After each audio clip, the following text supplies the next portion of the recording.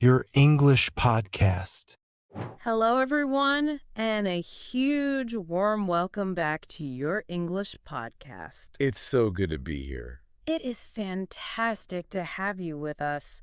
We're about to dive into a topic that I think is going to feel very, very familiar to just about everyone listening. Oh, it's the universal struggle, isn't it? It really is. Ah, But before we get into it, let's do the proper introductions. So today we are tackling the absolute giant, the elephant in the room for anyone trying to learn English. the I don't have time problem. Exactly. The busy modern lifestyle. We all want to learn. We all set these amazing goals, and then life happens. You wake up, you're rushing to work. You've got family, you're trying to maybe get to the gym, you get home and you're just exhausted. And the idea of sitting down for an hour with a textbook, I mean, it just feels impossible. It does. And honestly, I think that's where most people get stuck. They have this idea that learning needs, this perfect, quiet 1 hour block of time. Which never comes. It never comes. If you wait for that magical hour to appear, you'll be waiting forever. Right. So our mission for this deep dive is to completely flip that script. We're not here to tell you how to find more time. No, because you don't have it. We're going to talk about how to integrate English into the time you're already using. Layering it over your existing life. I like that. Exactly. We'll look at your commute, your housework, even your social media habits. The goal is to show that these little fragmented sessions, 5 minutes here, 10 minutes there, are actually just as effective. Maybe even more so. More effective than one huge stressful study session on a Sunday. Way more effective. Okay, I love this. So let's unpack it. Where do we start, I guess, with the most obvious dead time in our day? The movement. Yes. The time we spend just getting from point A to point B. Whether you're driving, on the bus, sitting on a train, or just, walking to the local shops. Exactly.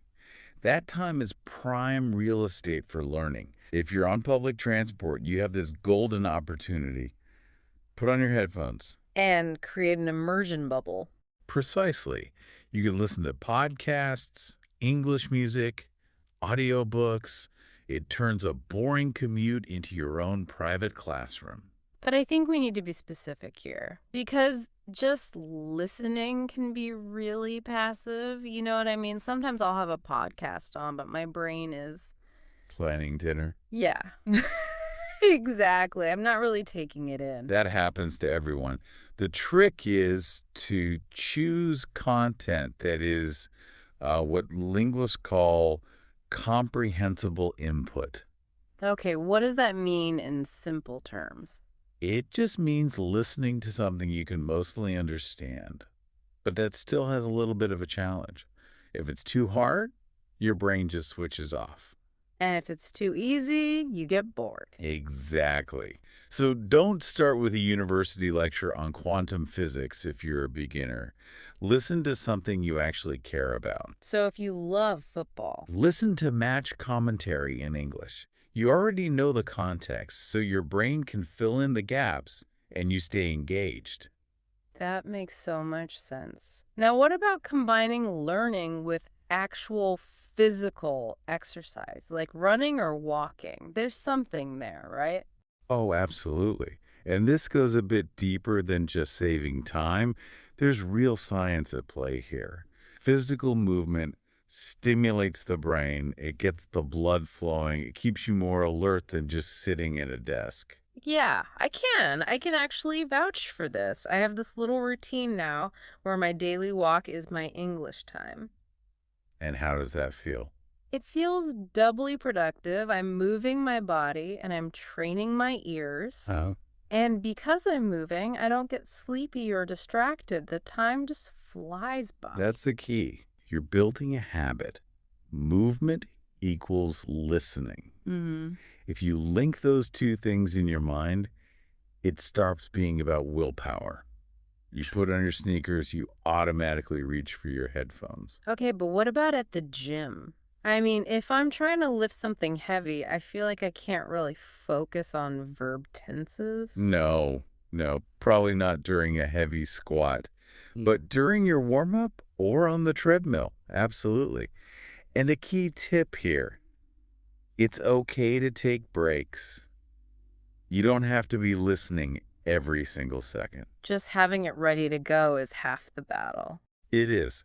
Don't spend 20 minutes scrolling for the perfect podcast. Have a playlist ready before you even leave the house. You have to remove the friction. Friction is the enemy. I love that. Okay, so that's the outside world. What about when we're stuck inside doing, the stuff nobody wants to do, the chores? Ah, yes, domestic duties. I cannot stand vacuuming. It's just so loud and boring. Well, you can turn it into a win. Think about all that time you spend cleaning, washing dishes, folding laundry. It's hours every week where your hands are busy, but your mind is pretty much free. So, audiobooks and podcasts again. Those are great, but since you're in your own home, you can do something more active.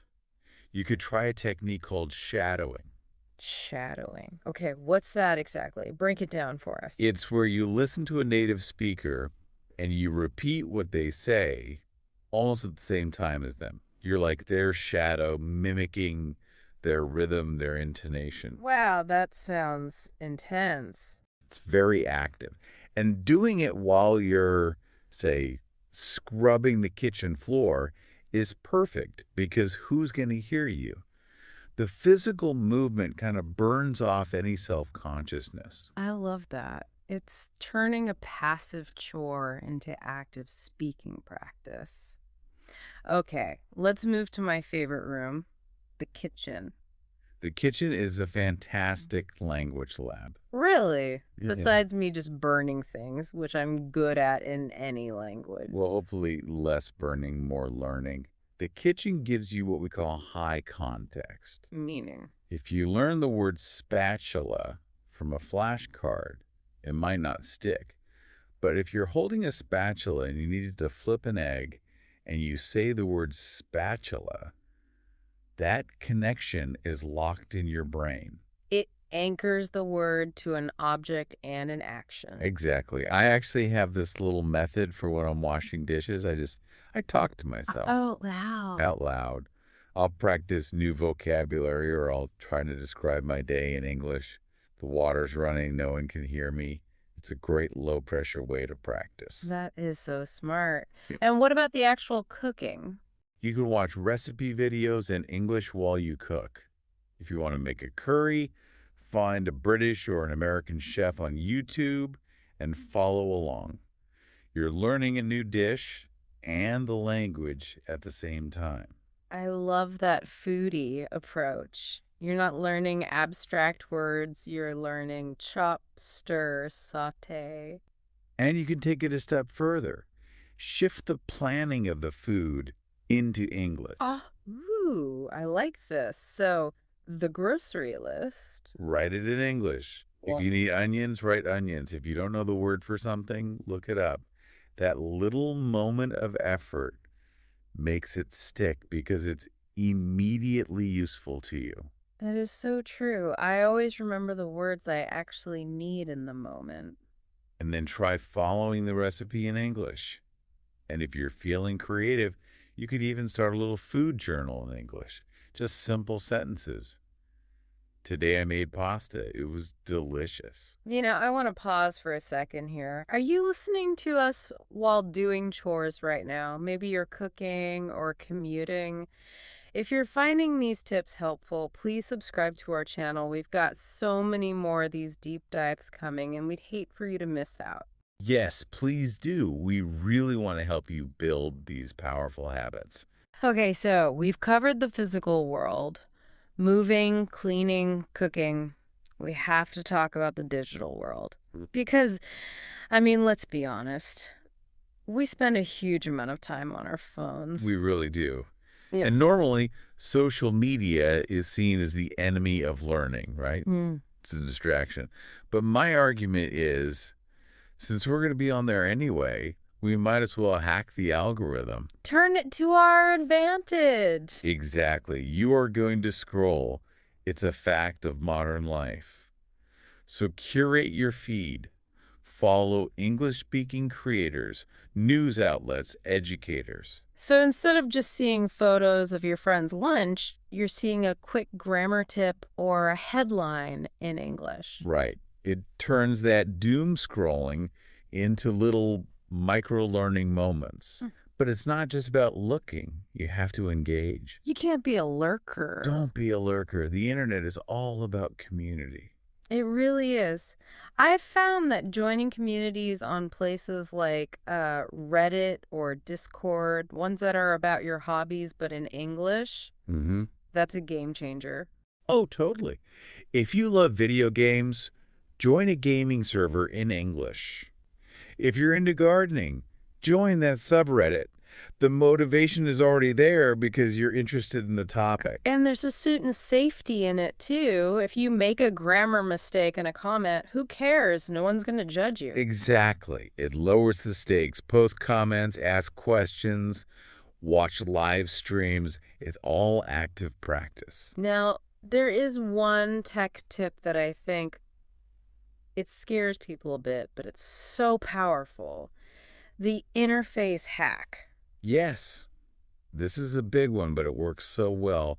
Change the language setting on your phone and your computer to English. Everything, the whole thing. The whole thing. Your menus, notifications, error messages, everything. Wow, that forces you to learn that vocabulary really fast. It forces your brain to interact with English constantly. You can't escape it. You need to change the brightness. You have to find display settings. It creates this constant low-level immersion. It's like having an English-speaking country right there in your pocket. That's a great way of putting it. The first day might be a bit confusing, sure, but you adapt so much faster than you think. Okay, let's zoom in even more. We've done the big activities.